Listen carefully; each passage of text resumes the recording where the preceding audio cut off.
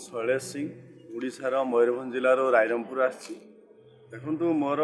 आज को 2 वर्ष है मोर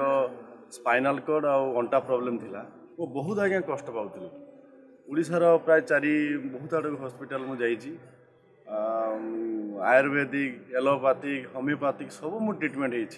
होते पैसा पत्र खर्च कर सारापर बहुत कष्ट पाई शेष आसी मुझे जगतगुरु कृपालु चिकित्सालय नेचुरोपैथी ट्रीटमेंट नेली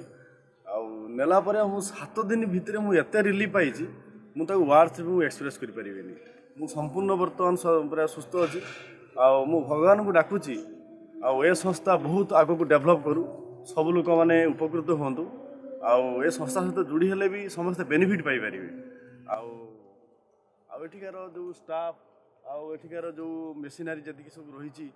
भावुँ ओडिशा ये ट्रिटमेंट कौटी भी नथी तेणु समस्ते संस्था विषय जानतु